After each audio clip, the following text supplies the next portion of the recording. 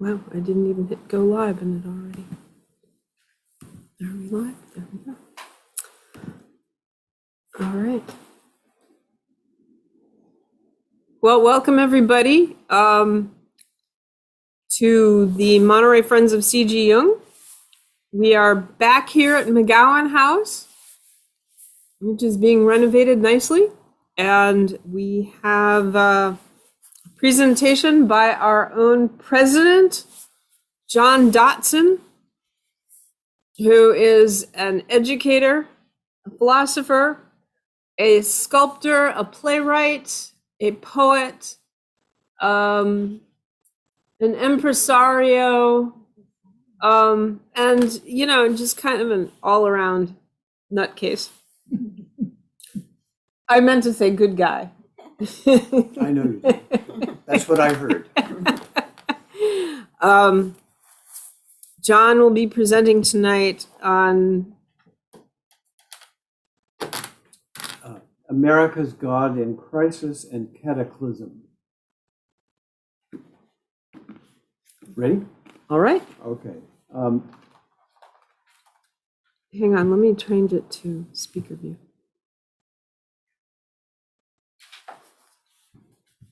No, now I need to, hang on.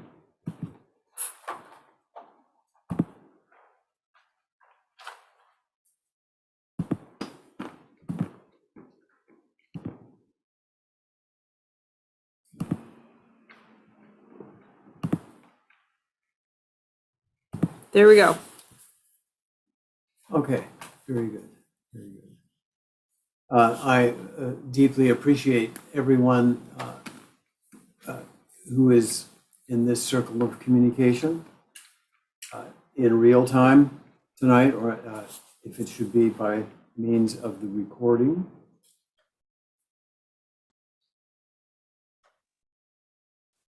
The stated title is a challenging one. I did an earlier presentation of this material for the Gapser conference on October 10th. I have revised somewhat extensively, so it's not quite the same as what it was, but it is based upon that earlier presentation.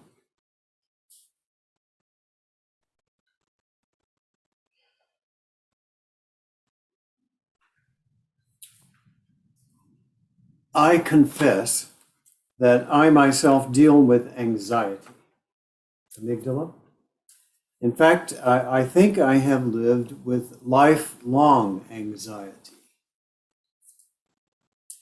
beginning with the emergency C-section that got me here, untimely ripped. I remember it. But even more, in 1950, I know I felt the spirit of the times. I know you'll find that hard to believe, probably, unless you'd say the same thing about the world you felt when you made your grand entrance. And now we gather together to feel the numinous forces, the archetypal powers.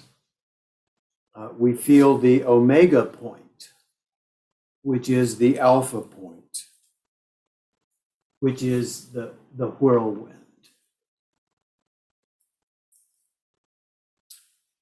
I stand with that individual, Kierkegaard.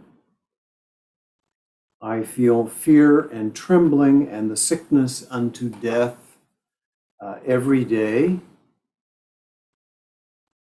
I believe Federico Garcia Lorca described this as duende, an untranslatable poetic ontological word. I am always in a rush, always under pressure. I have felt this way my whole life through. How was it that I came to carry a fantasy, and I long have carried a fantasy, that saving the world was up to me? It is a complex. We must start, yes, with my mother complex yet again. That was supposed to be funny. Is it all dark and terrible? Someone just asked me about what I would be saying tonight. Aren't sermons supposed to be uplifting? Of course, this is not a sermon, I protested. Thank you. Audience participation is welcome. I agree with the Indigenous elder I listened to on NPR. I look for the light in all things. I say my prayers every day. I pray for the living and I pray for the dead. All Souls Day, and I pray for the fate of the earth. I pray without ceasing. Obviously, by now, you get it that this is not a lecture or a practical lesson in analytical psychology, and not a sermon. You now know my complex and something about how my own self-image has been twisted into the features of the Southern Baptist preacher that my mother fantasized for me to be from the beginning. I have been criticized at least once for having too much of a preacherly delivery, a certain tone. No one could lay on that criticism more harshly than I have laid it on myself. Also, as I have been advised about sermons, are you supposed to feel like you've had a pile of bricks dumped on you? The latter was often the case in my childhood, but I don't believe in that, and I don't want to replicate that consciously or otherwise. I'm trying to be truthful, to make a stand as best I can for justice by speaking truth to the power, to powers and principalities, to take a stand in the whirlwinds. This is a talk. That works. A talk. A serious talk, yes, and for better and or for worse, this is oratory. Hannah Arendt speaks of the political importance of the arts in terms of subtlety, contradiction, and complexity. That is a requisite in maintaining a free society. It is very important for me psychologically, and for this work I have to do with you right now, out here in this world, that I not disguise anything, to keep my feet on the ground and go for it, to stride through history with humble devotion to the broadest possible views of history, and deeper still, to be true to the most immediate and intimate of memories. So I think it's best to say this is a poem, although it may not seem like it, poetic oratory or prophetic, but that is beyond me. I hope my words may be acceptable. I appreciate the power of words, and I always have. I would say that leads all the way back to when I was being knit together in my mother's womb. I remember her words, her prayers, spoken and unspoken. So this must be poetry. I can dream of singing. Dancing will have to come later, post-Delta, when the surges settle out. I am talking with the spirits of the ancestors, some by means of my direct memories. This is not history. I am not a historian, but this is a personal recounting, and the best I can manage to do to arrive at some coherencies of perceptions and feelings and meaningfulness. I'm not working on a set of debating points. I have been traveling time with the ancestors. I have been studying these broad historical trends and feeling some family bonds very, very deeply in my heart. A story in every heartbeat. Complexify now. Complexify. Breathing in and breathing out. Breathing out to simplify. And breathing in to complexify, to take it all in. Breathing in. We will have 5 segments of this pilgrimage tonight. 1, 2, 3, 4, 5. And I will be our guide. Segment 1. What are our entry points for remembering?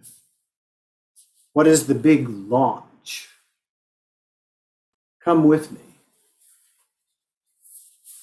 I could give you GPS coordinates to an exact place that still exists in the old frontier country of northeastern Tennessee, Daniel Boone country, a place called King's Port, the boatyard, Riverport. But for now, in this moment, we arrive in a modest house, a lower middle class, working class home, and a corner of a bed in a bedroom where lies a child curled up in a fetal position. Smush, smush, smush, smush. Step after step, hear the footsteps. They are coming closer. Smush, smush. A steady pace. The feet of many faceless men slowly moving up the basement steps from the underworld. Smush, smush, smush. This steady alarm, this immediacy, step, step, step, only in the darkness, only in the deepest silence beneath the silences of the night. I couldn't think about telling about this, not anybody, because I knew this sound was destined to be in my hearing alone. This was my secret childish fate, to hear this threatening advance. Footsteps I had to encounter alone in my childhood mind, fixating on the basement way, the only flight of steps in our house, descending to the sunken burial space. Smush, smush, smush. Those anonymous footsteps, ceaselessly climbing, sometimes faster, sometimes slower, but relentlessly. Invisible entities never to be spoken of, out to get me, or maybe I was already gotten. Such was the innermost private secret of the beingness of me. It was with a sudden twinge when the awareing came to me, when it struck me that what I was hearing was, in truth, the rush of blood through my own ears. This awareing was a jolt, and I can still feel it, what it was and what it is when I hear it still in the darkness of a day. The forces down there have continued always to be of deep concern for me. Such forces took form in my first nightmare, about age 7, I think, which I have never forgotten. After nearly 70 years, a nightmare I could never tell. It concerned the devil and his home, way down there, where dead people roam.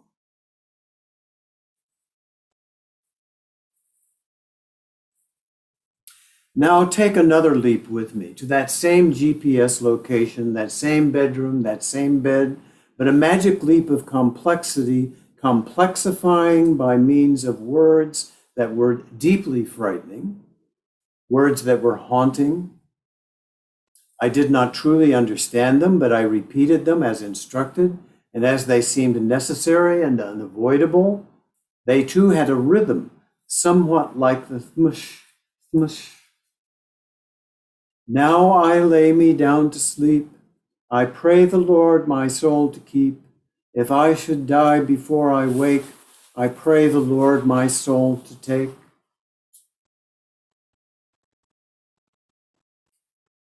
These words carried some meaning, some alarming power, some interweaving of sleep, soul, death, and down there, the Lord seemed like a soul snatcher. Where would he take my soul? I would be split from my family, my house, my room, my bed, my toys. Would this soul chamber be underground? That I knew about. That underground was in the basement. I did not yet know about hell at greater depths. That knowing would come later. But for now, a gaping abyss opened in my child mind where I lay in my cotton pajamas. There was an uneasiness, a tensiveness in the rhythms of these words that seemed so necessary and important, as voiced by Mother and Daddy instructing me.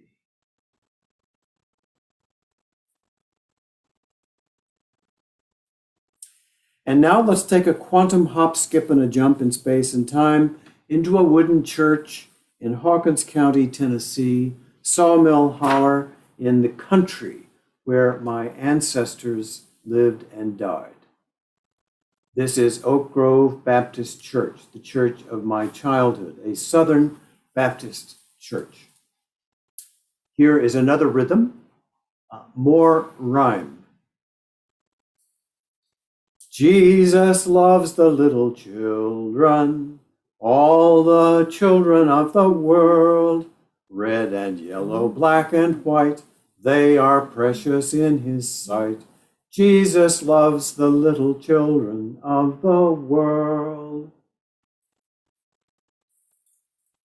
My family, the Dotson family, is a church-going family, a fully churched family. Nothing unusual about that. This was a typical Southern Baptist childhood in Eastern Tennessee in the 1950s. Every Sunday morning, every Sunday night, prayer meeting every Wednesday night, a revival in the spring, church every night for 2 weeks, another revival likewise in the fall, singing and preaching, preaching and singing, and getting saved and joining the church. Not a day in my life now that some hymn does not run through my brain. Words and music, living hymns, ever present and as natural as heartbeats. I was preached to, as were we all preached to. Sometimes it feels like 10,000 sermons with 10,000 and more outs and ins, the logic, the suasions and forces and compulsions of a continuous procession of Southern Baptist preachers exercising their vocations, their callings. There were baptisms after people got saved, baptisms by full immersion. If you're not sure what that looks like, I'm sure there are a gazillion examples on YouTube. And after baptism, you could participate in the Lord's Supper. These came when a month had a fifth Sunday. This was communion in the pews with little pellets, crackers, and tiny glasses of Welch's grape juice. Church socials were regular cookouts in a park with hamburgers, hot dogs, potato salad, cookies and cakes galore, Pepsis and Mountain Dews and knee-highs. If you're Southern, you will know what a knee-high is. Orange drink. Heartfelt companionship. We kids would play so hard we couldn't even breathe as the cicadas sang Sunset Away into the Night. And there were many funerals in the old style with heaps of cut flowers around the open casket. I have a book of photographs of many of the members of Oak Grove Baptist Church in my childhood. I look in those faces and I see family resemblances as I have known them through multiple generations. These were the adults of my church family. I knew them by touch, by body heat, by scent, by style of dressing up. Avon cologne, Old Spice, juicy fruit chewing gum. I looked up to them. I could name 100 names right now, adults I always knew by first names, like family, deacons, Sunday school teachers, and women who kept the nursery, who had held me on their laps. I experienced these adults as people of humble faith, praying sincerely from the heart, doing their best with their situations, mostly rural, living the best lives they knew how to live, the best they knew how. And that includes my parents. It was a generously loving, nurturing, affirming environment as I was privileged to live it out. I remember in fine detail the night it was in a revival when I accepted Jesus as my Lord and personal Savior. This was just after I had turned 6 years old in the fall of 1956. I was baptized in the church baptistry on the next Sunday, full immersion. I felt a change. I felt a deepened sense of belonging. I was eager for the next Lord's Supper. There was no politics at church, no politics at all. There was a very strong injunction against that. There were many stories told about Roger Williams, the 17th century hero who founded the first Baptist church in North America, in Maryland, and was the leading advocate for the separation of church and state, which became a key tenet of Baptists in America. Williams held in great respect and was affiliated with the Narragansetts and other indigenous peoples. A hero of my childhood was Billy Graham. He was a handsome and charismatic father figure, the Baptist preacher on the world stage, stadiums, coliseums. His televised crusades were major events on our Raytheon black and white TV. The singing was inspiring. I did not know the term evangelical in my childhood. It was not used at Oak Grove. Certainly, it was not a political term. I did know the term fundamentalist. There were fundamentalist churches close at hand, but my church was not fundamentalist.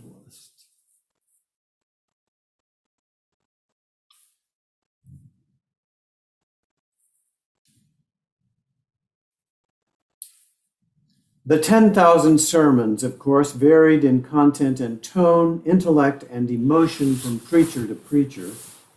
There were sermons about honesty and humbleness of heart.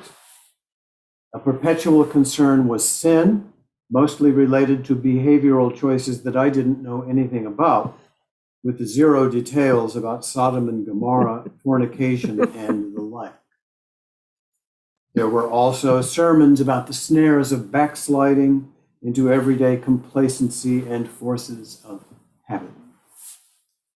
And there were frequent sojourns through the book of Revelation. The second coming and last things were common themes. These super-powered images triggered anxieties, much as the earlier refrain, "If I should die before I wake." I had a chronic phobia about the moon and the stars falling suddenly in the twinkling of an eye out of the sky after an evening worship service. I knew there would be no place to run and no place to hide from the end of the world. Time would be no more on the Lord's world-destroying judgment day. I learned to navigate the King James Bible. I didn't need to use the table of contents, but could turn to the right spot instinctively. I still can. I memorized verses that were assigned to me and many that I chose on my own. This one has spoken to me throughout my life. For now we see through a glass darkly, but then face to face. Now I know in part, but then shall I know even as also I am known. That's St. Paul, 1 Corinthians 13:12. There are many others.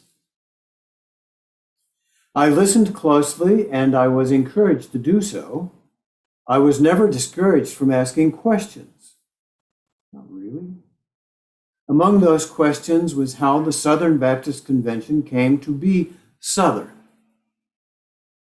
The answer I got went no further than this: something about the Civil War and times that were all over and done with. I had no reason to pursue such questions in my grades 1 through 12 education in the Kingsport City school system. A seismic shift in my religious development came with the publication of the New English Bible in 1961, the New Testament.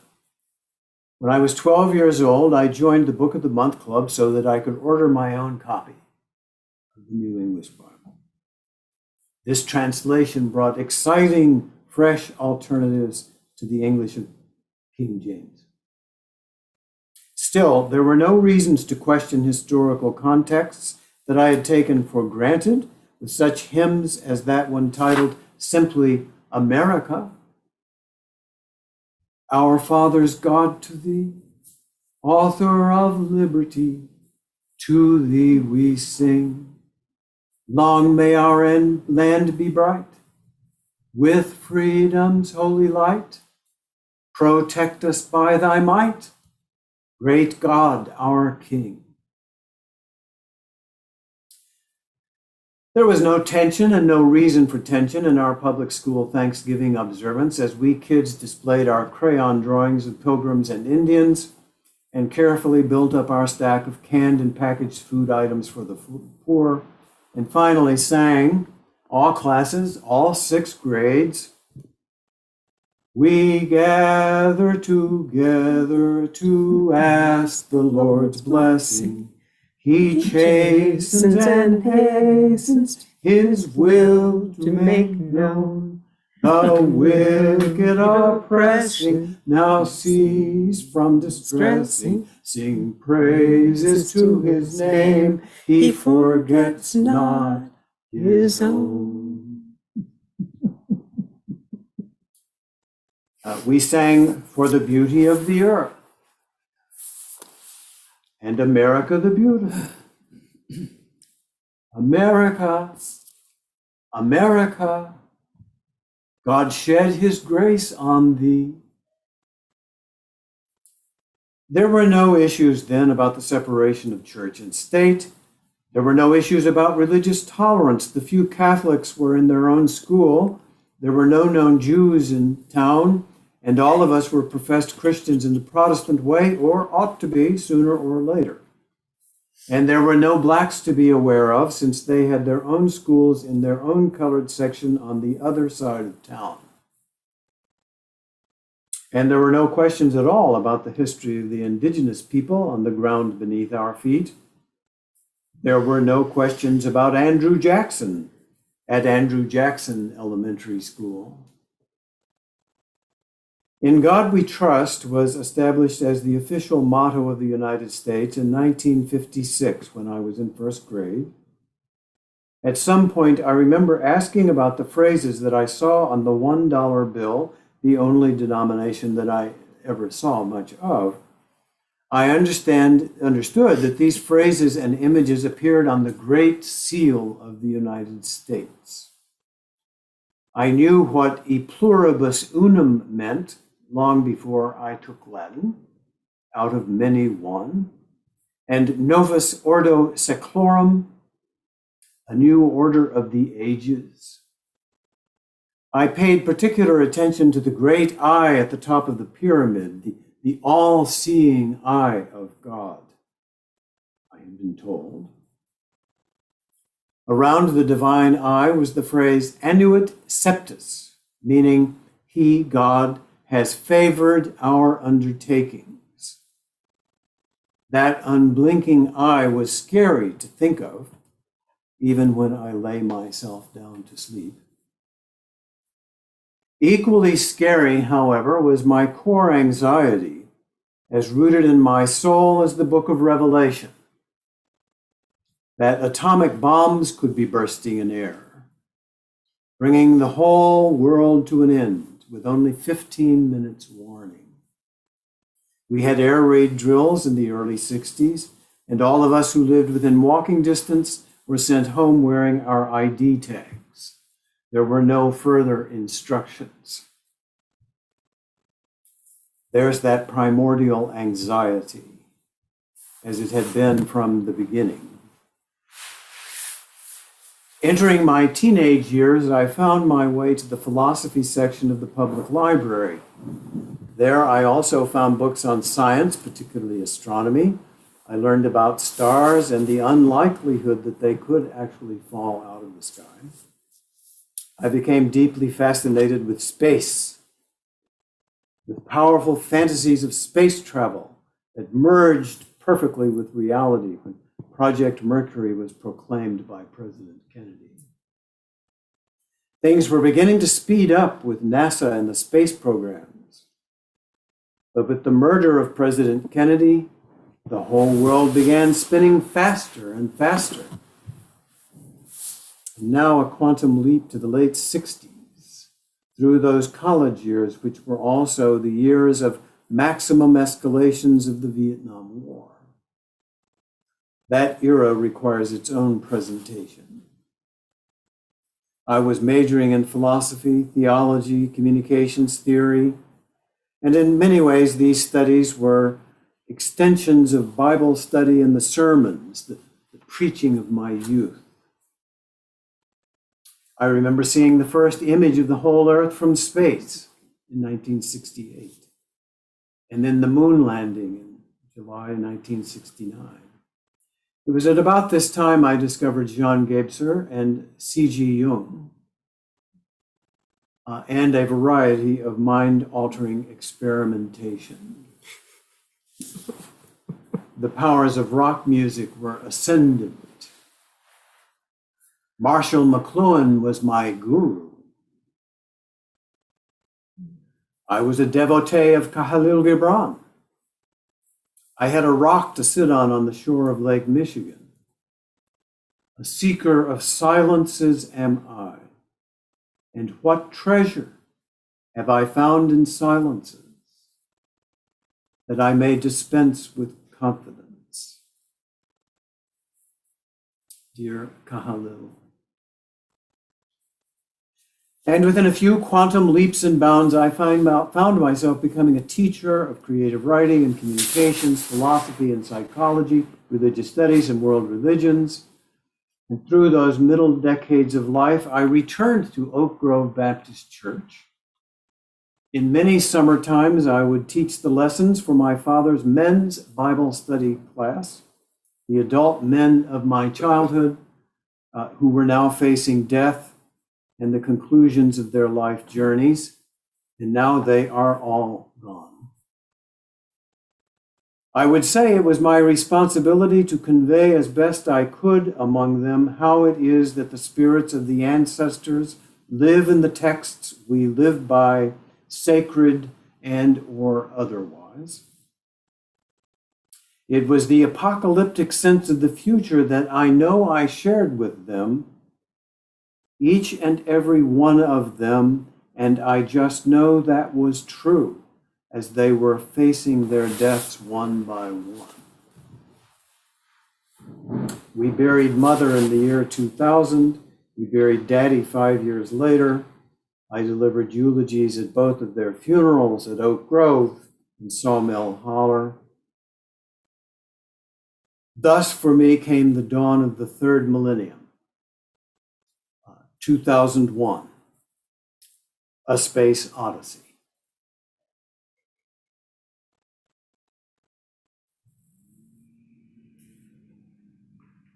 Spirits of the ancestors. I have to slow down to pick up these waveforms.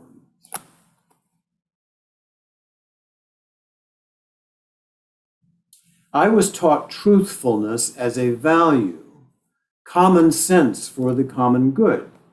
I was taught humbleness of heart and the law of love. I was taught the golden rule, and there were no exceptions as I was taught, as it was preached by many preachers in many sermons at Oak Grove. Do unto others as you would have others do unto you. But in practice, it is a hard rule, as we know, and requires a serious paying of attention to the others one is doing unto. The harshest words of Jesus in the Christian scriptures are those directed to self-righteous hypocrites. So I was taught, and so that was preached. Many sermons and many lessons about self-righteous hypocrisy. Very early, I was told that hypocrisy means wearing a mask that is not the true self, to hide the truth with pretending to be other than one who truly is. This is very difficult, psychologically difficult, this matter of hypocrisy. Just to get started, it took me many years to begin to recognize how much of my childhood environment, my very sheltered life, consisted of a collective cultural fantasy infused with self-righteousness and narcissism, or let's just say narcissistic self-righteousness. But I am suggesting no simple and easy villainizations here. I stand with Carl Jung on that. There's no pointing to the others and saying, there's the evil. It's all right over there. And there's no evil in me. Well, in my ancestral Southern Appalachian roots, I feel deep cravings for worthiness. Let's say a deeply rooted feeling of inadequacy.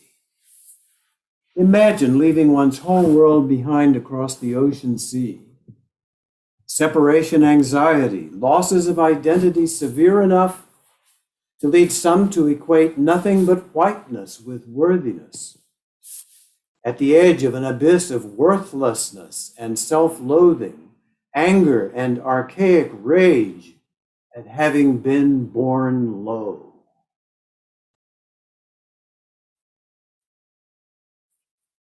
Leaving behind the old order for the new order of the ages, for many meant being born again, free from unrelenting social persecution and abandonment, meaningless failure, rejection.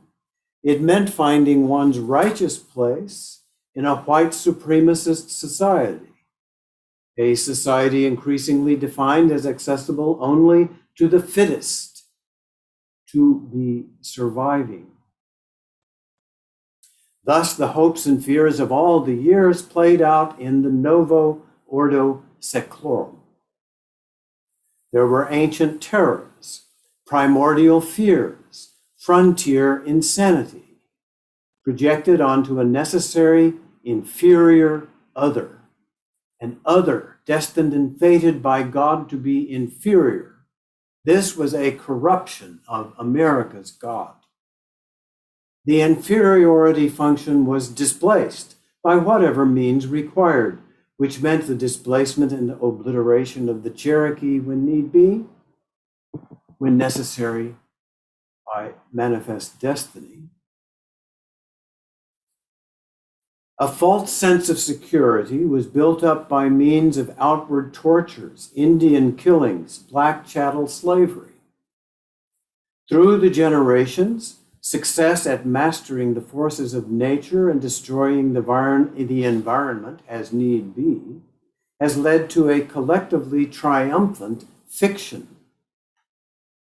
It became important that sides be defined with God on one side, our side, whatever sides may be at play in the world arena in a given era.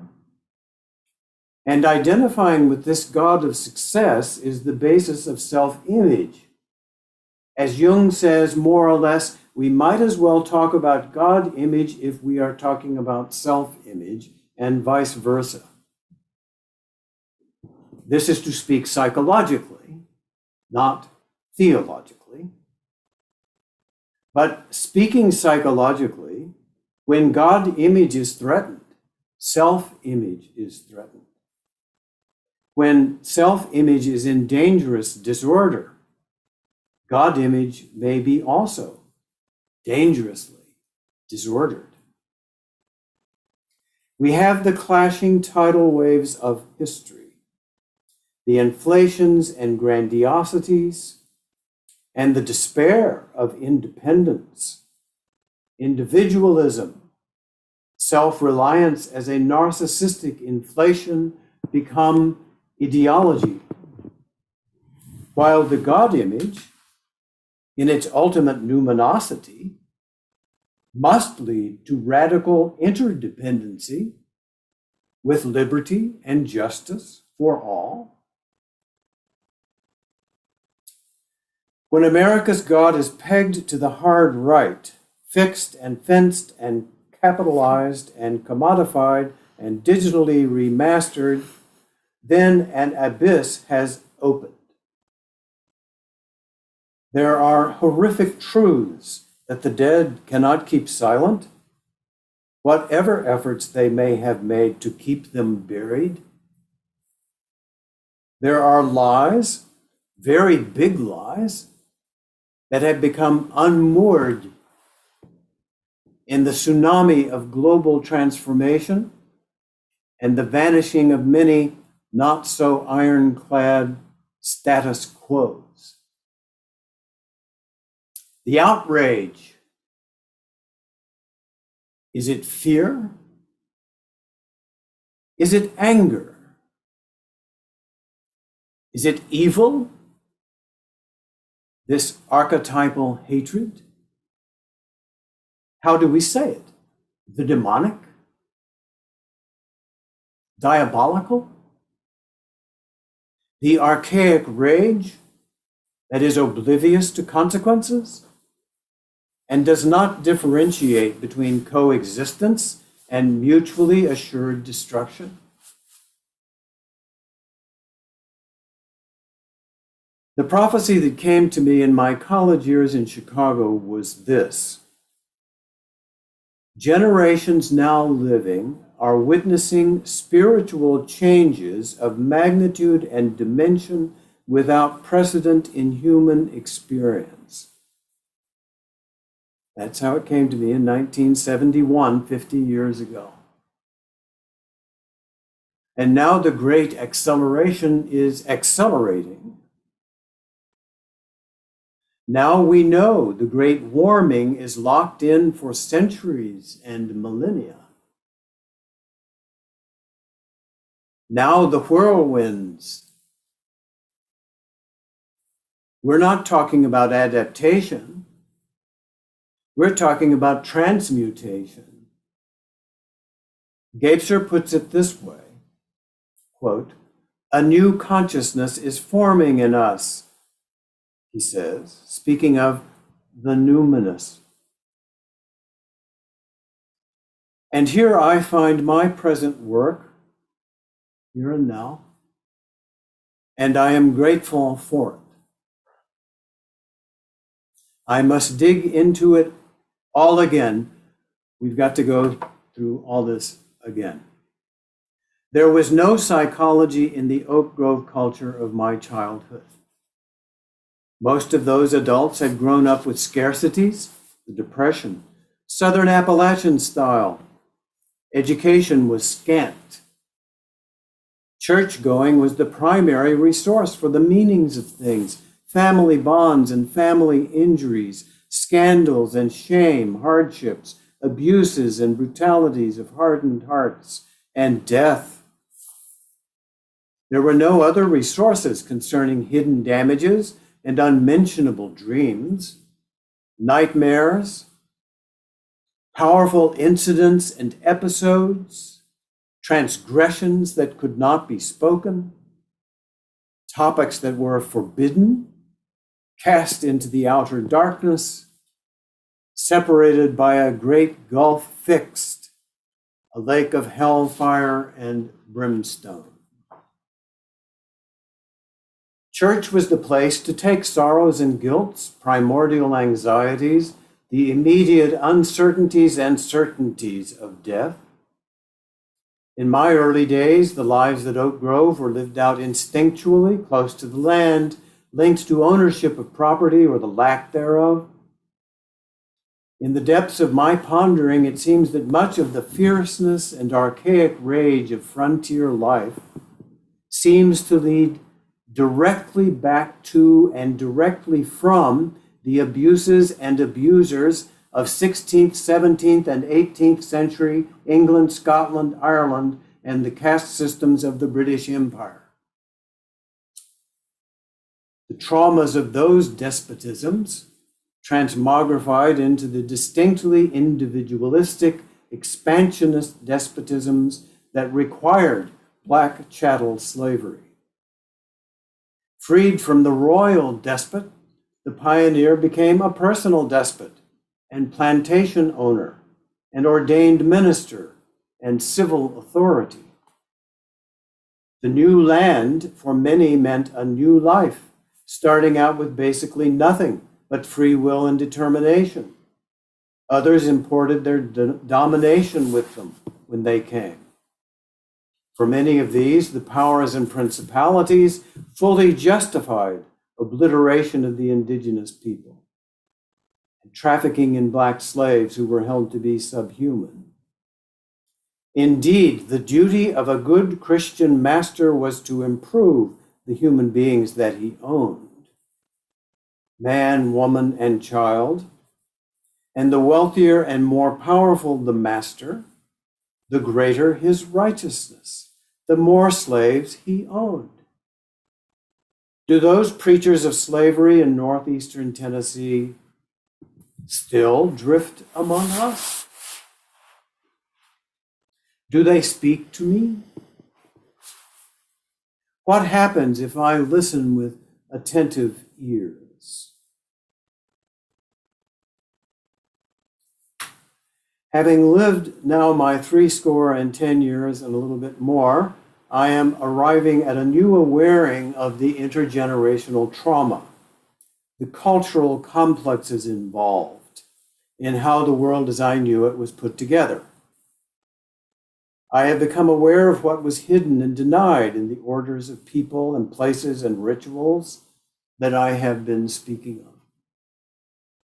I had a privileged childhood, middle class, white. My father had a good and steady job in the local industry. We never went without food or clothing or heat. Thanksgiving was a feast. There was no lack of happiness all around. And on the 4th of July, we watched the parade of the veterans of foreign wars and the tanks and the jeeps.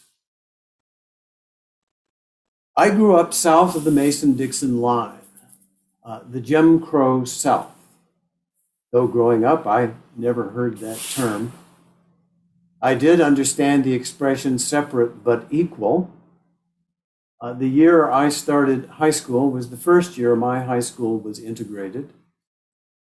First year of high school. Without violence, but with tensions that erupted from time to time, a very small black population in my hometown.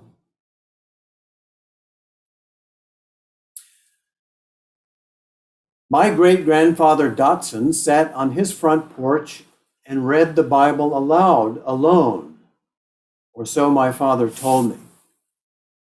Born in 1853, 8 years old when the Civil War began, 12 when it ended. He became a very religious man, I am told, who strongly identified himself as a Southern Methodist and was ardent with his racist perspective. My father was named after him, and I am named after him. I have a photograph of him that I have known all my life. I have had it on display. I cannot speak with him. We cannot communicate in words. But I feel certain obligations, a necessity to connect.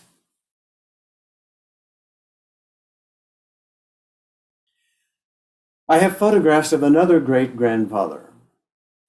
In one, he is an old man in a rocking chair on a front porch holding my father as a baby.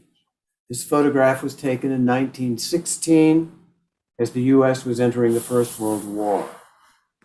In the photograph, he is wearing his Confederate medal. Word comes down that he wore that medal every day of his life, giving testimony, I suppose, to the exceptional valor he displayed in the lost cause of the South. I have a photograph also of him as a young Confederate soldier with fire in his eyes, sword raised. I remember when Daddy took me as a child to his grave. This is only getting started, only to introduce some of the work it has been necessary for me to do in the necessary remembrance with newly erupting awarings or hauntings, shall we say, ghostly matters. I feel temporic disturbances, aberrations of time continuums, as what seemed to be past is actually arriving from the future. I am now 600 pages deep in the 764-page biography, Frederick Douglass, Prophet of Freedom, powerfully written by historian David W. Blight. Many of Douglass's proclamations from the mid-19th century, in the childhoods of my great-grandfathers and great-grandmothers, strike very deep within me. When Douglass speaks of the blood-chilling blasphemy of a nation of liars, I feel a chill in the roots of my soul. And I feel those lies very, very near to me. Not all over and done with. No. I hear Douglass speak, quote, "The hands of the American church are full of blood," unquote. And about those Christians who regarded his body and being as chattel, their private property, and proclaimed, quote, "I shall hold my slaves and go to heaven too." Douglass's words. Speaking in 1845, less than a decade before the man I am named after was born, Douglass says, "In America, Bibles and slaveholders go hand in hand. The church and the slave prison stand together. And while you hear the changing of psalms in one, you hear the clanking of chains in the other. The man who wields the cowhide during the week fills the pulpit on Sunday. A man becomes more cruel the more the religious element is perverted in him." Unquote. I have studied very closely a text written by a Presbyterian minister of my native ground, with whom I have ancestral connections, a man who argued adamantly that slavery is in very truth ordained by God. The question comes up again and again, and whose God is that? Who might that God be? These are the psycho-historical currents I have come to locate in my East Tennessean cultural complexes. War at every door, as it has been said of the Civil War in my native land. No one was spared. It was truly father against son, brother against brother. War in every heart it was, and is to this day, the theological crisis of the Civil War, as evangelical theologian Mark Knoll states it. The question being, what does God want? Leading directly to other questions. Whose God is it we are talking about? Whose God is God? This is a dilemma. Does America have its own God? Does that mean all American citizens share a national God? Well, to answer yes to that is to embrace a falsehood, an untruth. Does God take sides in partisan politics? Could God be a white supremacist? Who is the God of white supremacists?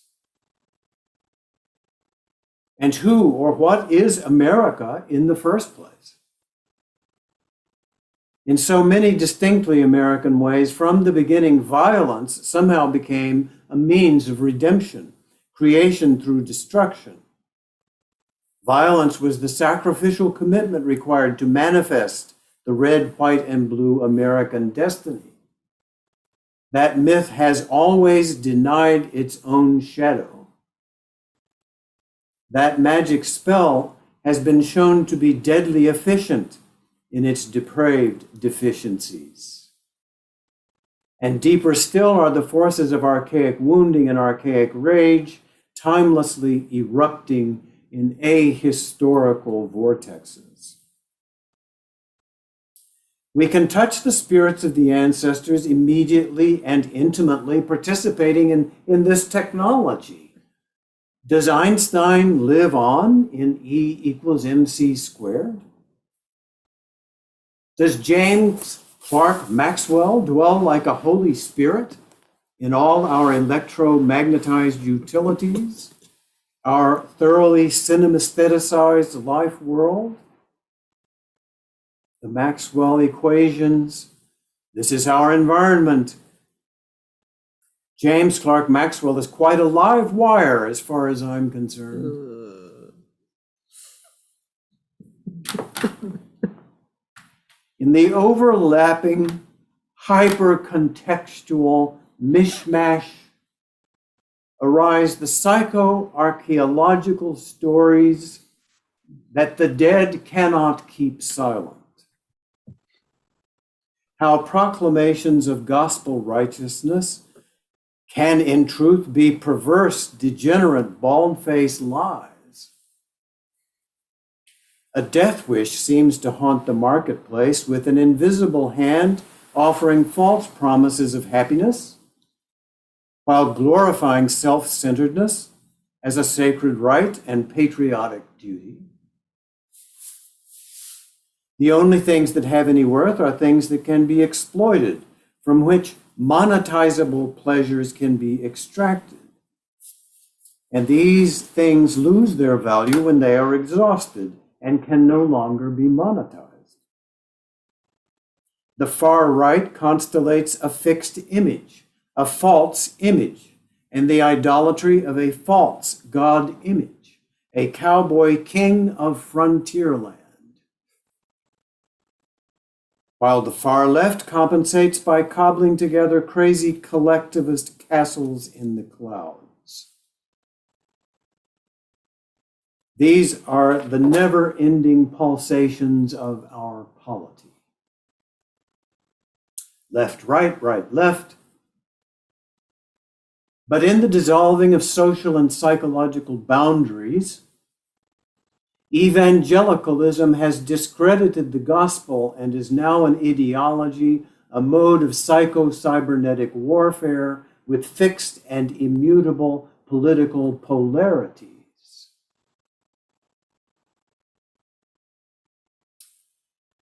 But how is it possible psychologically to contain the clear and present evidence? How is it possible to contain the reality that the forests of the world are burning, the glaciers and permafrost are melting, hurricanes are intensifying?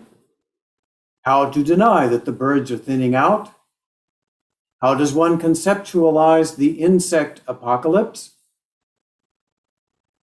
that fall, winter, spring, summer are not the same as they used to be, and how all these changes are accelerating exponentially, irreversibly. How do we speak of this honestly, truthfully, from the heart? Here in the midst of the all-pervasive and fully cinemastheticized powers of electrical technology, speed of light communication, presentiates the politico-evangelicalized imago of Jesus Christ as a white patriarchal nationalist hero in a capitalist spectacle. Jesus Christ is transmogrified into passionate acts of Christianist God Almightiness. This is Christianism, as James Hillman describes it. A psychological attitude and a political stance. Christianism has nothing to do with the humble paradox of a living faith. I scan a stream of Facebook chat, conversations I carefully avoid for the most part. In one of those, someone I don't know somewhere asks someone else I don't know, "I'm trying to figure out your stance here. I can't make sense of it. You're telling me that you're a follower of Jesus?" Likewise, another entrant unknown to me asks of a faceless unknown person, "So strange how some people are acting. I don't understand." Yesterday, a good friend of mine in New York City sent a well-produced meme with letters stitched across the front of a baseball cap that said, "Let's make lying wrong again." I think it's a good idea. What can we speak of the evisceration and evaporation of truthfulness when a state legislature wages war against truthfulness, with, of course, the ruthless veneer and hypocrisy of self-righteousness? This is not only a political transgression, it is a religious transgression. It is a theological crisis. The God of such a state must be a false God, something like the great and powerful Oz, with the man standing tall, becoming frantic, becoming psychotic behind the curtain. But as psychologist James Hillman puts it, a false God is still a God, requiring some respect for the godlike powers and pretensions on display.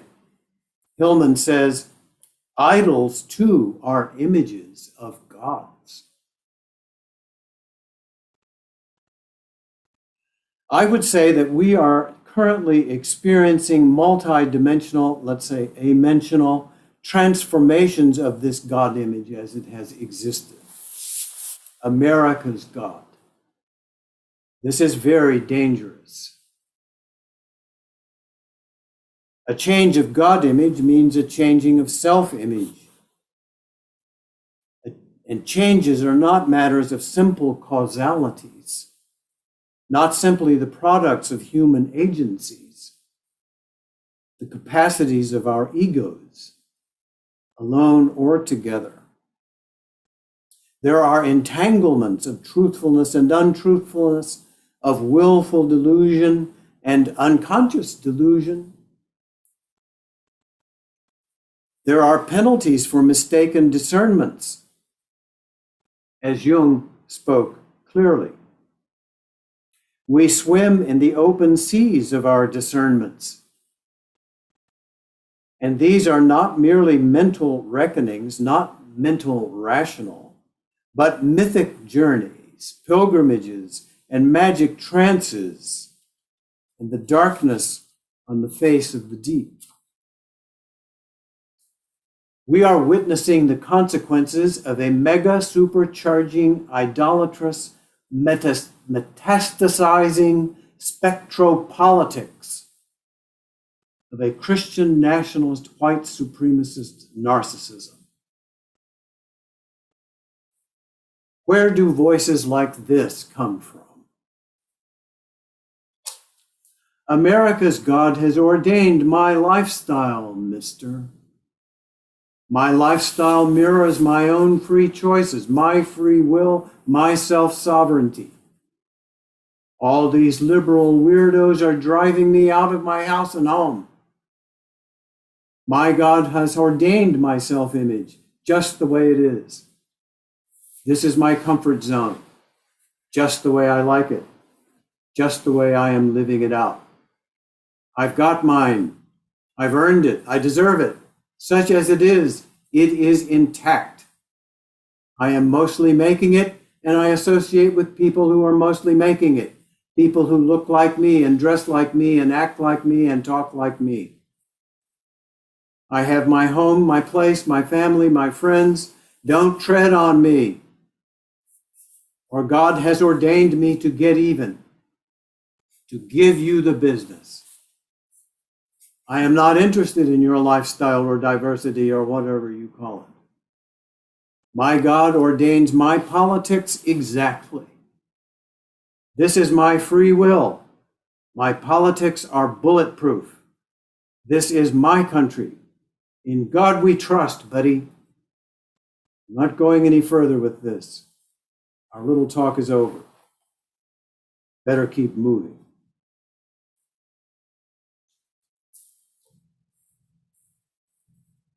Well, no magnitude of political swagger or bombast is going to change the ways the laws of physics operate. While the changes accelerate, communities are in chaos inside and out. It seems we want to destroy ourselves, whoever we are. Will America's God get us through this planetary crisis and cataclysm? One friend comes back, not if America's God is money. We are in a deep crisis, a turning point in a disease. Shall we say a psychological disease? From the Greek crisis, a decision, a judgment. These are days of judgment. And this is as concrete as COP26. What will happen there? What does this mean for humanity and all living things? What are we going to do now? What gods shall we choose? The Greek catastrophe is an overturning, a whirling, let's say a whirlwind, catastrophe. A cataclysm is a deluge, a flood, a washing clean. So I arrive at this term, although I'm drawn to catastrophe. But it must be the Baptist in me. Cataclysm, a deluge, a flood, a washing clean. It is not possible to follow Jesus Christ and create an idol of mutual paranoia raised up by the powers of the mob. That mob could be on the streets of Portland or Washington, D.C., or that mob could be much more insidiously advancing by means of the powers that manipulate and toxify our socially mediated news feeds.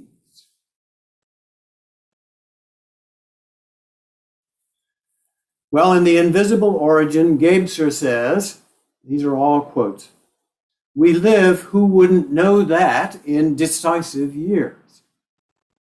The impending anarchism, the hybrid fanaticism of technical progress, which is directed not only against man and nature, but also against the impact of the denied invisible, that is, the spiritual.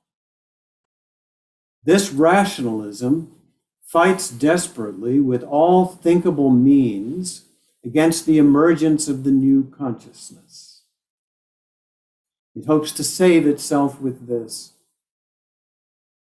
If it is not successful, it will try to tear everything into its own ruin. More Gibson. Engaging those who try not only to keep a position already lost with all means of power, but to extend it, is a tragical challenge necessary to help the new consciousness to emerge. More Gibson. The perception of the origin, the fact alone that it is possible, the perception of origin, should draw our attention to the effectiveness of the constellating invisible and liberate us from the illusion that the events are mainly controlled by man. This is important. The transformation of the God image is not caused by or controlled by the mental, rational, egoic functions of human agency. This is to speak of diaphaneity, the light coming through, before the beginning and after the end. Gebser again. In view of the horrible events occurring all over the world, we must not fall into depression and despair. We should rather realize, or at least become aware, that, let's say, spiritual forces, particularly those of charity and love, first aroused in humankind by Jesus Christ, attempt to protect us. That was Gebser. Jung writes late in his life. This is Jung.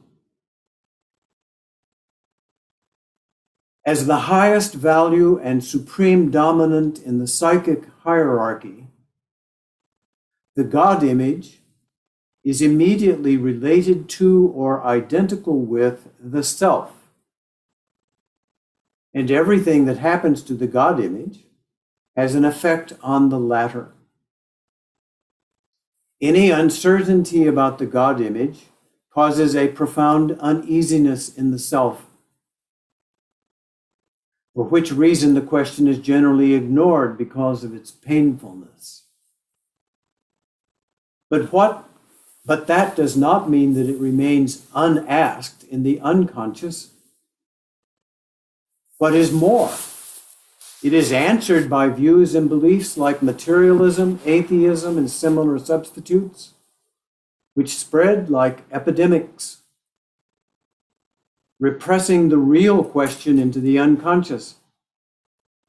The result is bewilderment and confusion.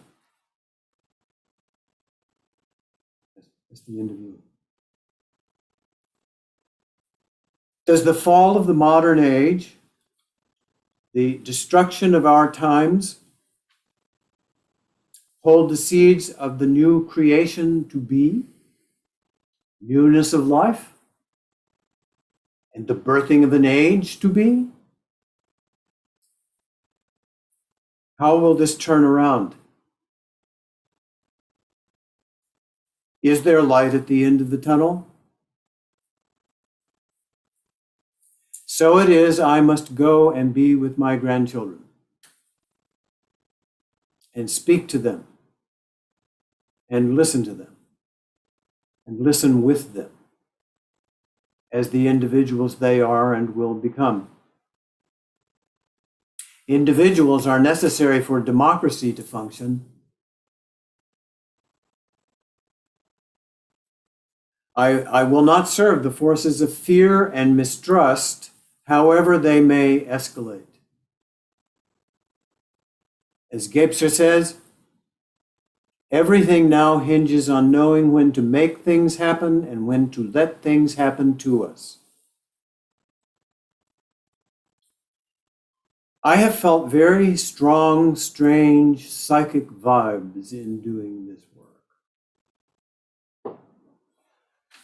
I am feeling in this present moment that a spell has been broken, or many spells in the work, and new possibilities are being disclosed.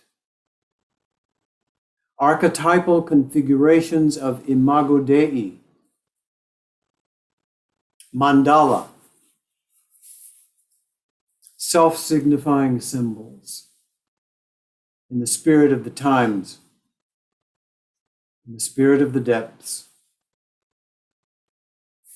I will close with an aphorism attributed to the Buddha, or at least to a Buddhist sage, or it could just as well be a Christian sage. Things are not as they appear to be, nor are they otherwise.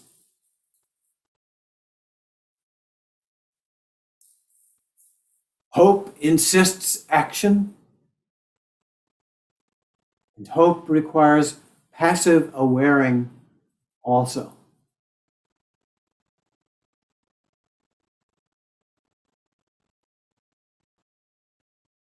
That's it. So let's talk. I am wondering how you feel about all this.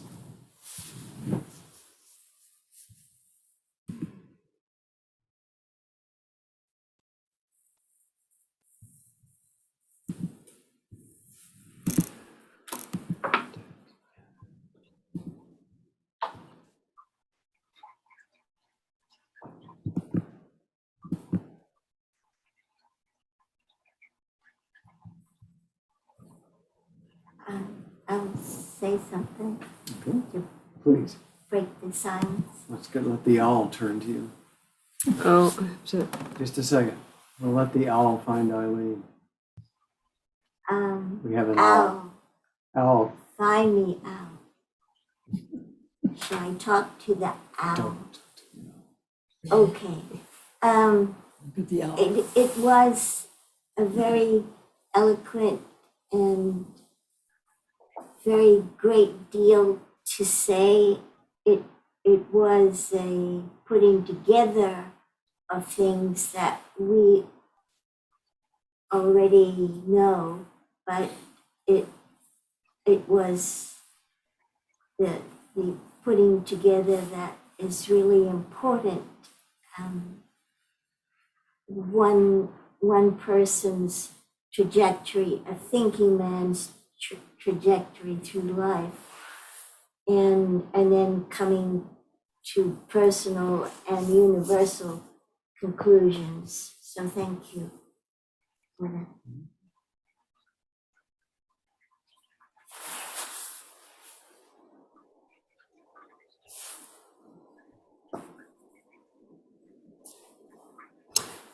So anybody in Zoom land who wants to speak up, just unmute yourself and we'll take up these weighty and important themes that you brought up. Well, Steve. what I sensed at the end of the talk is that people were rendered speechless, but I shouldn't project that onto others. I should speak for myself. I was rendered speechless because speech is something that happens in the linear world. In the archetypal world that John ushered us into, speech is a little more difficult. So this will reverberate. And I'm reacting to the form of what was said, to the archetypal quality and the manner in which it was delivered. There's the content and there's that form. And I was transported by it.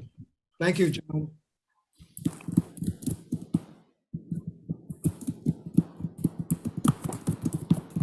John, did you mention Roger Williams in this time too? Because I remember that you mentioned him at the when you talked about at the GEPSA conference. Yes, I did bring up Roger Williams.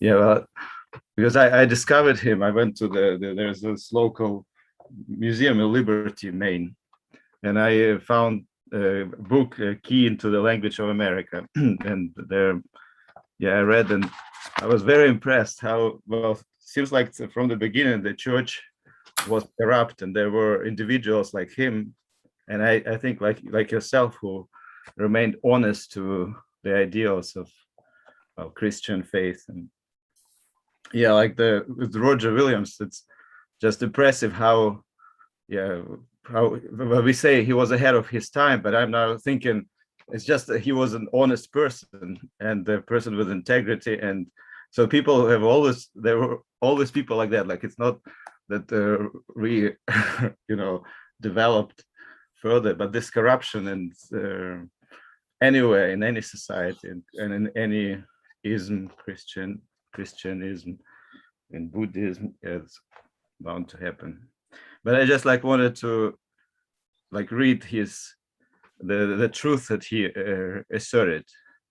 Number one, religion belongs to the soul and must be free.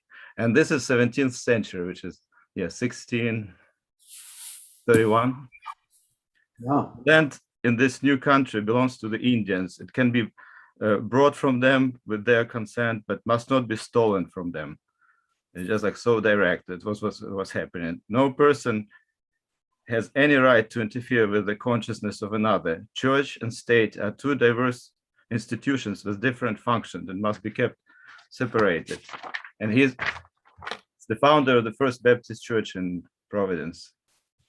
The state has no right to impose or require any oath from any of its citizens. Christians must love and can try to convert the Indians, but not murder them. Actually, I think later he almost was against trying to convert Indians, but after he became very close with them and learned their language. And so on. The land of America offered an opportunity to build the new city of God and to live together with no fear and distinction. Peace should be sought, promoted, and maintained in good faith. Well, it looks like the society seeks war more than peace. Yeah, number one producer of arms and manufacturer of wars.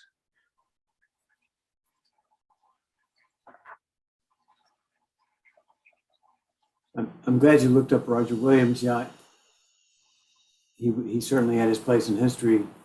Founder of Providence City and capital of Rhode Island and of the state of Rhode Island. The more you look into Roger Williams, the more interesting. He wrote a dictionary of indigenous languages, multiple indigenous languages. He also was, I don't want to throw any more language around, but Williams himself was basically persecuted because he reached out to the Indians. In the talk here, and I don't want to transform it into any sort of mental complex at all. There was a plan in my presentation as it emerged. I first dealt, and some of you will know this pattern, like second nature to you, but the first was the archaic awareing, and so I dug, and it came to me very deeply, my very first awareing of that heartbeat, and my fear, and I didn't know what this was, but then an awareness came. And then I moved into the magical, and the child's prayer was more the magical consciousness. Now I lay me down to sleep. I pray the Lord my soul to keep. But then we're moving into the mythic then as well, and we move on then into the hymns, and I moved into the other myths of my religious background, and then I moved into the mental consciousness. And there is an efficient mental consciousness, which is asking questions and studying, and, hard work, the hard work of mental consciousness. But then the deficiency of mental consciousness is mental rationalism that would reduce everything to a set of digitized unrealities, ultimately atomization, as Gabeser put it, and dissociation.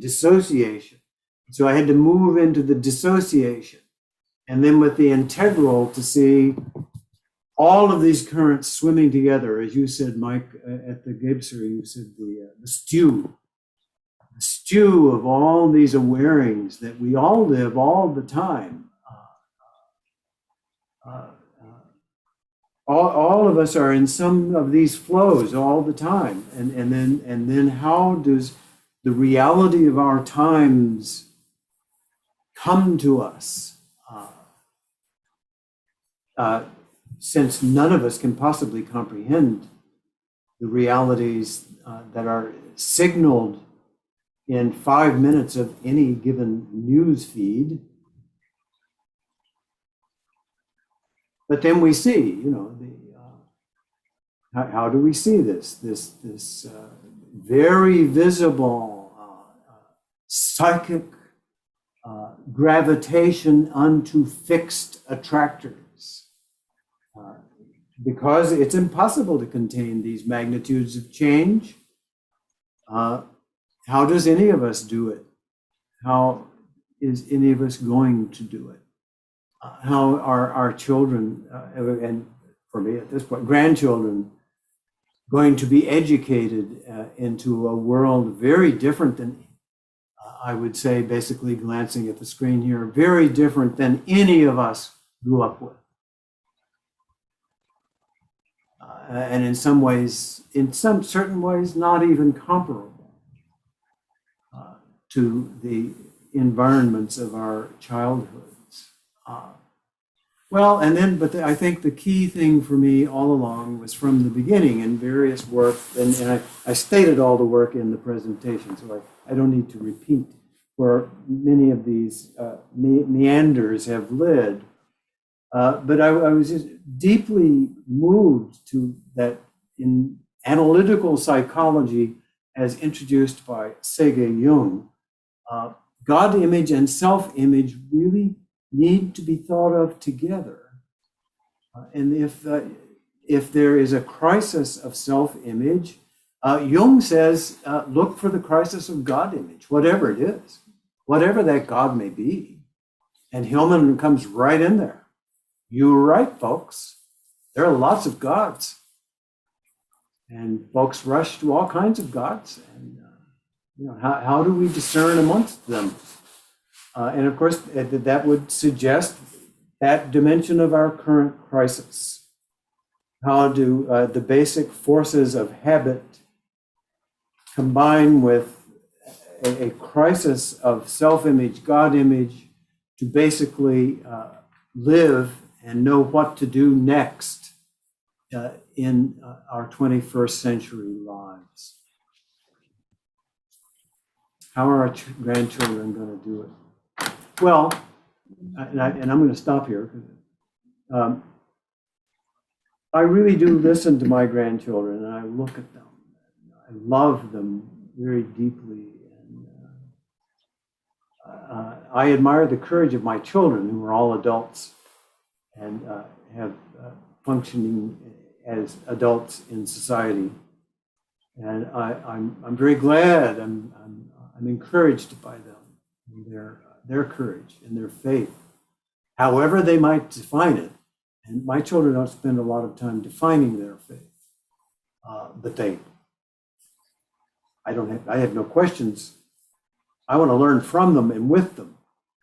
But it also is clear, I am a Christian, if we're going to check off the box.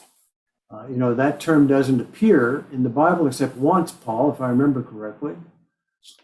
The word Christian only appears once in one of St. Paul's letters. That was you, Paul Reitman, I was addressing. Yeah. And then I watched the decay, which has become really quite quite deficient, that where getting saved and getting baptized is pretty much the same as declaring which football team one is a fan of. Hooray, I'm now on the Jesus team. I'm not judging anyone's soul, but I don't know how this is going to fare. And then we see how, again, the fixing of images, the fixed poles, the fixed polarities, as to give me the communications guy, what's his name? McLuhan. No, Lakoff. no, long, complicated communication theorist. The view that one's own view of reality is the only reality is the most dangerous of all delusions. What's not clear? What's not clear? Paul Václavic. Thank you. Václavic. Hey, we all do what we can. Paul Václavic. That has caught on in a lot of my teaching through the decades with various folks. The view that one's own view of reality is the only reality is the most dangerous of all delusions. How do we get there? Or how does anyone get there? And in the presentation, I really, it's a lifetime of contemplation to come to recognize a pathological narcissism in the cultural complex in which I was born and grew up in. Because it's, as McLuhan, bless him, says, we don't know who discovered water, but it probably wasn't a fish. If you're completely immersed in an environment of narcissistic self-absorption and heroic, egoic myths, how are you going to come to recognize that? If that is one's, and that's where I got into the voice. I had no other way to do it, to get into a first-person voice. I agree, Elena, Americans have to travel more, but that's making a general statement about many Americans, some Americans. To speak the term Americans refers to a very broad spectrum of people. And that was also, okay, look, but some of my Southern Appalachian folks did not travel. They could not afford to travel. Travel is expensive. And there was also, but there again, this fear, this native frontier, fear of the frontier, fear of nature, fear of the indigenous people, and fear of blacks, unless totally subjugated. Go ahead, Steve. Yeah, I think if we're thinking about Gebser and about integral consciousness, you've brilliantly described, John, disintegrated consciousness, a situation of polytheism run amok, fragmentized, balkanized, ripped into very small pieces. So the question about moving into integral consciousness without regressing to an original archaic is a question about integrating polytheism with monotheism, embracing the paradox of polytheism and monotheism, holding the tension between those opposites. So you don't just have an old monotheism, an undifferentiated monotheism, nor do you have this postmodern chaos of every narcissistic individual being his or her own God. So that for me is the issue, embracing the paradox of the one and many, to speak about it in philosophical terms, an age-old challenge. And if we don't meet this challenge pretty damn soon, then it's going to be a regression to an original undifferentiated, not even theism, an original undifferentiated chaotic soup.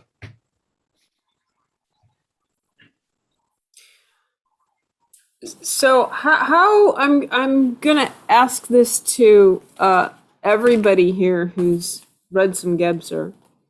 In light of this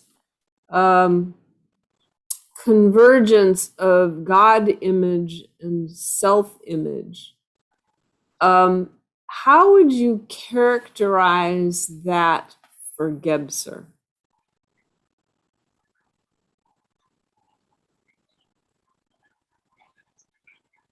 The language of analytical psychology and the language of Gebser, it takes some work.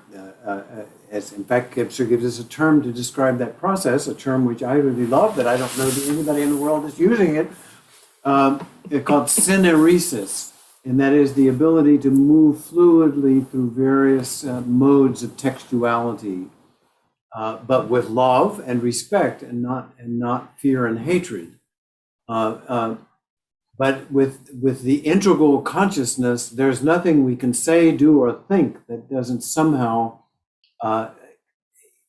conjoin with the wholeness of the whole.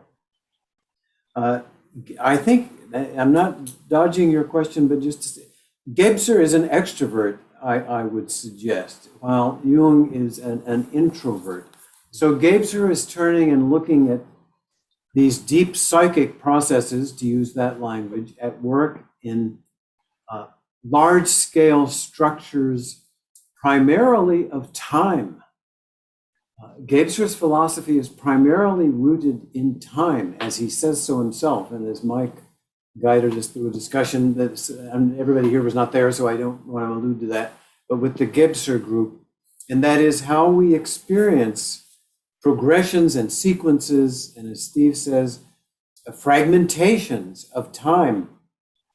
In some way, that's what's happening right now, is this dissociation and atomization of time experienced as the end of time, the end of the world, apocalyptic transmutations.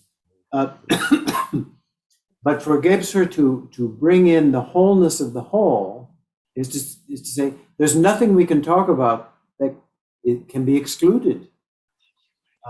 So we would find, how is self structured in any given time, in any given place? The phenomenology can come in there. How do we bracket the term self and say, let's have some sense we're even talking about the same thing, even to get started talking. All of those processes and methods. So Gebser would say, work, get to work. However, Gebser also has a very, very strong spiritual aspect, which I think some Gebserians would rather not deal with. Gebser is very, very eschatological. I mean, for him, the second coming is already here. The already and the not yet, which is basic Christian theology, by the way, that the kingdom is at hand, but also not yet. The already and the not yet. This is the story of Judeo-Christianity. So in the syneresis of life, of flowing through all of these perspectivities, and there's a whole new branch of, I don't know if it's anthropology or sociology, I think sociology, that really embraces the notion of multi-perspectivity, which I'm seeing as like an approximation to omniscience. And we've been taught, from day one in catechism class or Bible study, that God is omniscient. And so is it now in this self-other conjunction?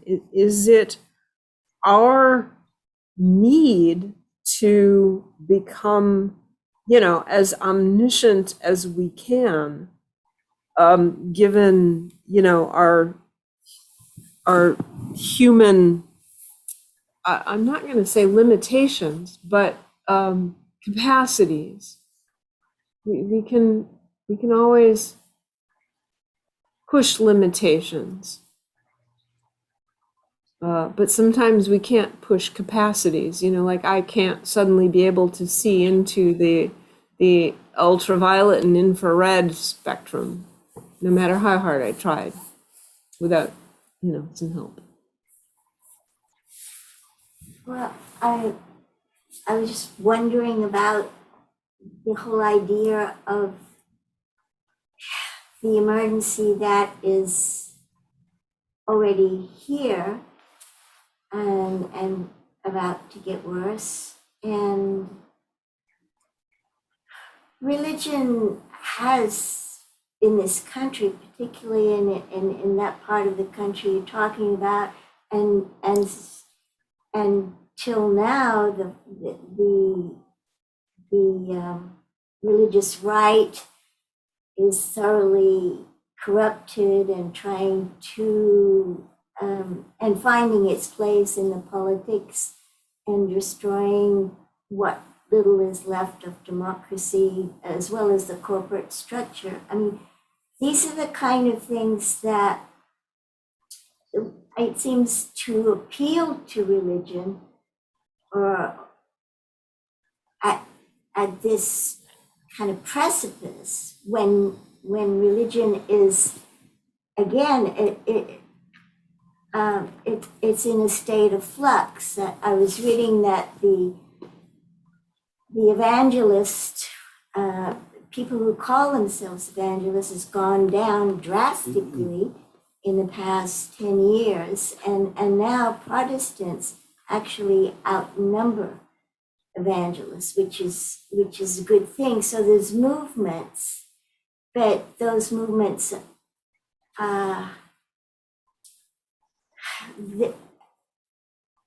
they're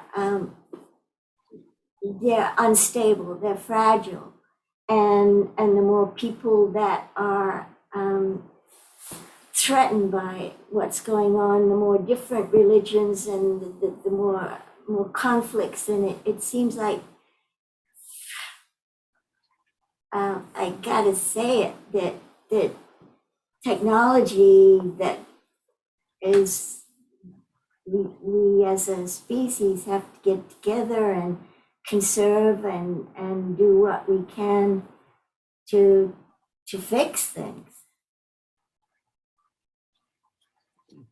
And the mind will follow along. The mind, right, as you say, it's dispersed, it's at odds with itself. But we only know one thing, that we can't let things go on as they are with the climate. And that has to be the priority. And the mind will follow. That depends on which God you pray to. It depends on which God you are praying to. If you're praying to the God of money, it's an entirely different concept. And if you look at countries which choose to say, we want to use more oil and coal and that stuff, are the ones who are surviving by means of the income that they get from the fossil fuels that they use. So that is counterproductive to the survival of the human race. So as a world, the people have to, well, I'm just respond to this. And I'm just pointing out one area. So, how, for instance, how does the Chinese, for instance, who have a different concept of religion than we do, a different way of seeing than we do. It's clearly different. So how do we have a meeting of minds to have a mutual direction to move in? It is it's something we need to do. But John's talking about here mostly Western and America's idea of that, and you can see here that we're splintered as it is just within us, and we still have the rest of the world to bring together. And if we don't do it with us, then what hope do we have of bringing together diverse cultures in the world to move in the same direction? But China is having problems with flooding and with their pollution and things are getting pretty bad all over the world. It's China is going to make more coal-fired plants, regardless of that, because they're running out of energy. So there's a conflict of ideas of what has to be done now, what's important. It's interesting to put it as conflict of ideas. Yes. And we can look at ideas as ideas, such as the idea of monotheism. But any of the language we're using, we have had a participant from China with us in recent weeks, but he's not here this evening. We could ask him, which is to raise the matter of our abilities to communicate. And COVID has radically transformed our sense of communicating. We witnessed the gathering this evening. This gathering, as we are actually experiencing this evening, would have been unimaginable to me 2 years ago or X years ago. I would say, well, we're going to have this, and it's going to be in some ways kind of seamless, temporic union here, and we're going to feel that we're actually sharing a communication. But we're moving to 9, and we always try to honor our end time so that folks can count on that. But if anybody wants to keep talking, we can keep talking as long as you want. But what comes to my mind, actually, Mike, you raised it at the Gibson conference, was the deficient integral. And that was really sneaking through all the work I was presenting this evening. And it connects even with your question and my efforts to respond to it, Lisa. But an integral consciousness includes the dissociation and includes the deficiency, even in itself. The deficiencies of wholeness, shall we say. That's an awkward phrase. But then I'm led directly to your work, Steve, which is really, really vast and substantial work on detail discussing the granularities of consciousness and how, if we even can imagine these surfaces of our ideas and how these surfaces intermingle, as the way you, Eileen, and David were saying, with East and West and so forth. But the overlapping, interweaving of textualities tonight was focused on the attractors of America's God in crisis and cataclysm. That was our expedition, our pilgrimage for the evening. It's very serious stuff. And of course, when we have a presentation, when we do on indigenous folks and indigenous religion, we do that, and that's vitally important. The conversations are important. Our being together is important. And so ultimately there is a meaningfulness, and this is dialogue, Steve, right? The meaningfulness that we're even together right now, and that we're what shall we say? Reaching out. Thanks for reaching out. I'd say in dialogue, it's a question of reaching out by reaching in. And being aware of my process in this moment, how I'm functioning in this moment, reaching into that, proprioceptively reaching into that, and bringing that out into our shared experience. So I think that, well, in my way of thinking, I think that can play an important role. In other words, when we have a discussion like the very stimulating and very rich discussion we've had tonight, led by you, John, if we could at the same time bring in a little Gebserian transparency in a personal way, be transparent to each other. If there could be more of that, it would perhaps add a dimension to what we're doing. I'd love to see that. And I think it's terribly difficult to do that, but this kind of movement in that is also an outward embrace is, what shall I say? Right at the moment, I'm feeling kind of like I'm sort of pushing my own agenda. That's how I feel. I'm reporting how I feel. A little awkward, pushing my agenda as the session comes to an end. And I have to bring that more into my exchanges, bring my own process more into the exchanges. I think that's, again, my way of looking at it. And I'm sure not everybody sees it that way, but since you mentioned it, I thought I'd bring it in a bit. But thanks for your presentation. It was wonderful. Oh, it's poetry. John, another thought is that this country was founded upon the idea of manifest destiny. So God said, go do whatever you need to do to destroy, to take possession of whatever it is you wish to take possession of. Okay, so on the one, that's one thing, and the other. So if you look at that, then you say there is no America's God.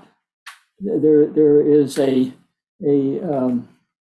there are many gods, all diverse, all different. Even in the founding of this country, even in the beginning, there was no general agreement on, except among those who signed the Declaration of Independence, on what God meant.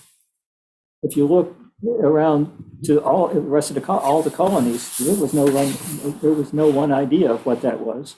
Certainly not among the indigenous people who were in the rest of the country at that time. So, you know, we're seeing now the end of this manifest destiny. Where do you go? There is no place to go. That's why you build a rocket. So do we take it someplace else? But we have to, yes. So we destroy here and we just move somewhere else and do it again.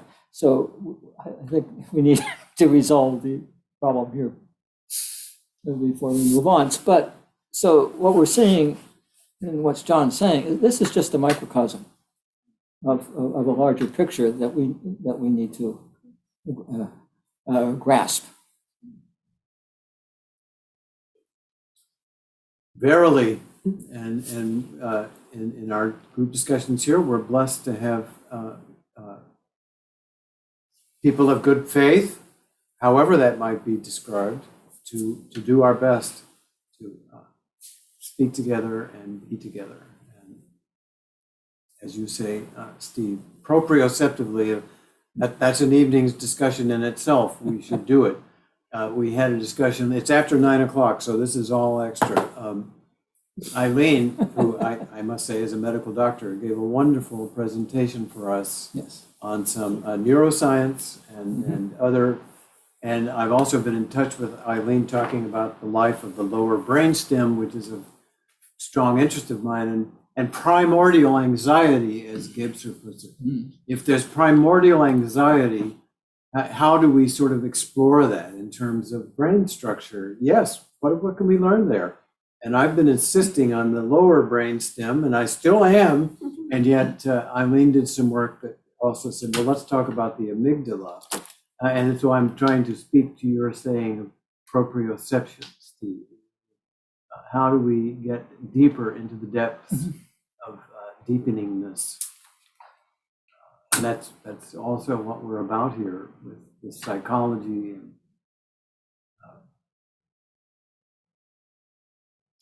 our philosophy, our theology. I think but certainly I'm speaking to the importance of theology. The term America's God, by the way, I never would have come up with that term. It's the title of a book by an evangelical theologian, Mark Knoll, who I did cite. He does very, very fine work. And he is critical of the idea of America's God. And he says that America's God is an idea and a concept rooted in American conventions. As we could say, American polity. And so, and he's critical of this. And if you dig into Mark Knoll, as he said, he has a whole book on the evangelical mind, and he starts out on page 1 and says, the problem is there isn't one. There is no evangelical mind. And this guy is a leading evangelical theologian. And he's saying, the boat has been missed. And he's a very capable theologian, and he wrote a book called The Civil War as Theological Crisis, and I just had no idea. I had no idea. And then I started in this meditation with my great-grandfathers and saying, nobody in my ancestry in Eastern Tennessee was not seriously affected by the Civil War and its racist perplexities, let's just say. And I feel that, in what we see in our daily politics here in the USA. And when it's coupled with God Almighty self-righteousness, I just go a little crazy. And I have to stop. But at the edge of chaos, yes, indeed, the chaos, complexity. But these, Gapser also says, however, this anarchy also serves the transmutation, howsoever it may be. And Gapser emphasizes, as does Jung, that the transmutation is not a matter of the heroic ego of humanity or of human agency. It's not just us. But what is our responsibility? What is the actual, truthful reality of human responsibility? Well, that's a pretty good open question. Lots of people seem to be answering that in radically different ways. Well, I am grateful, and our friends here in Monterey, everybody, thank you all for being here. And Steve is in Vancouver, and Mike is in Albuquerque, and Misha is in Maine, and I don't know where everyone else is. Sometimes I don't even know where. Elena's in New York. Elena's in New York City, and how wonderful! It's a despatializing, Mike, in a contemporizing, sharing our temporic possibilities here. And of course, I can't think of you, Steve, without thinking of our Kleinian dimensions. But again, those are for other evenings. But thank you for this evening. Thank you all. I'm not in any hurry to leave, but it is well after 9 o'clock. So if you're ready to say happy trails, then please do so. Namaste.